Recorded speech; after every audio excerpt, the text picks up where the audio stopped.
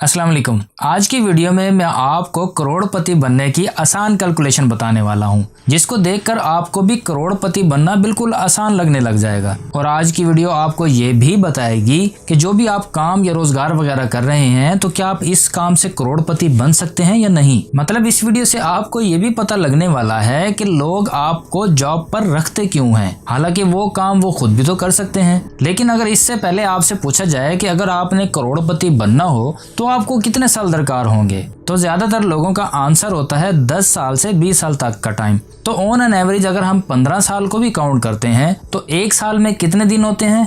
365 दिन। और इसी तरह 15 साल में कितने दिन बनते हैं?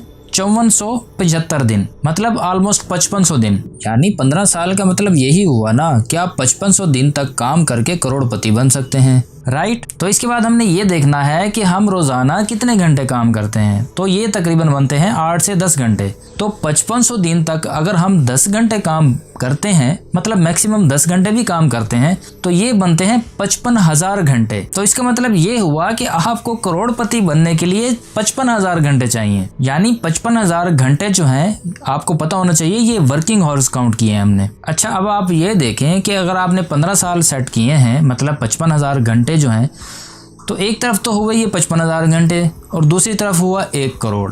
तो जब हम 1 करोड़ को इन 55,000 पे तकसीम करते हैं तो ये बनता है पर आवर 181 रुपए। यानी 181 रुपए अगर आप रोजाना 10 घंटे काम करके 15 साल तक काम करते रहें, तब जाकर आप 1 करोड़ बना सकते हैं। तो यहाँ पर एक सवाल ये भी तो बनता है ना कि लोग फिर 3 से 5 साल में कैसे करोड़पति बन जाते हैं। तो इसका जवाब भी आपको इसी वीडियो में मिलने वाला है। लेकिन भाई 15 साल तो बहुत ज्यादा हैं, तो क्यों ना आपको कुछ ऐसा बताया जाए जो 15 साल से आप 3 या 5 साल में ये टारगेट अचीव कर लें। अब यहाँ पर जरा बात को समझिए, मतलब सारा खेल इन घंटों का है। अगर आप फर्ज करें कि अपने साथ एक ऐसा बंदा अटैच कर लेते हैं जो आपकी तरह टैलेंटेड हो और काम में सीरियस हो, तो आप अपने जो मतलब वर्किंग आवर्स हैं आपके, आप उसके आवर्स परचेज कर सकते हैं, मतलब उसके घंटे भी आप खरीद सकते हैं उसको अपने पास जॉब पे रख के। तो पहले जब आप अकेले काम कर रहे थे तो आपको 15 साल लग रहे थे, लेकिन अब दूसरे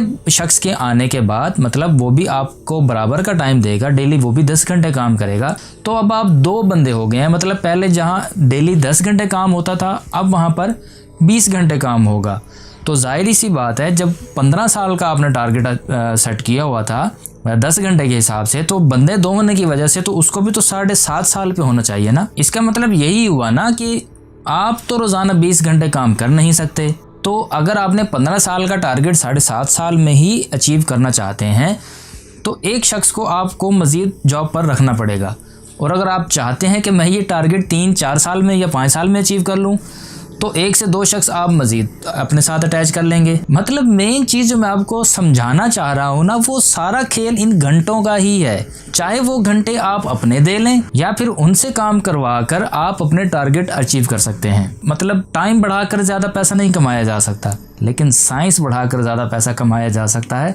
ये वो घंटों की साइंस ही है जो बहुत बड़े कारोबारी इस चीज़ को इम्प्लीमेंट करके और जल्द से जल्द करोड़पति बन जाते हैं। आपने देखा होगा कि एक फैक्ट्री में हज़ारों की तादाद में भी वर्कर्स काम कर रहे होते हैं। तो जाहिर है अगर वो मालिक खुद उस वर्कर की जगह पर काम करेगा तो उसको तो बहुत ज़्यादा टाइम लगेगा और वो बेचारा पूरी ज़िंदगी में भी हो सकता है करोड़पति ना बन सके। लेकिन वही काम वो उन वर्कर से करवा कर खुद सिर्फ मैनेजमेंट संभालता है और CEO के तौर पर काम करता है और हज़ारों वर्कर उसके नीचे काम कर रहे होते हैं, जिसकी वजह से वो दिनों में ही या मतलब महीनों में ही करोड़पति बन जाते हैं। मतलब कि गेम सारी की सारी घंटों की ही है कि आप 1 घंटे में कितना अर्न कर रहे हैं बस, या फिर जो आपने मुलाजिम रखे हुए हैं वो आपको पर आवर क्या कमा कर दे रहे हैं। अब आपको थोड़ा सा इस चीज का अंदाजा हो रहा होगा कि कंपनीज आपको जॉब पर क्यों रखती हैं। तो इस वीडियो में हमने यही सीखा कि टाइम बढ़ाकर कभी भी ज्यादा पैसा नहीं कमाया जा सकता, बल्कि इस तरीके से मतलब साइंस बढ़ाकर आप ज़्यादा पैसा कमा सकते हैं।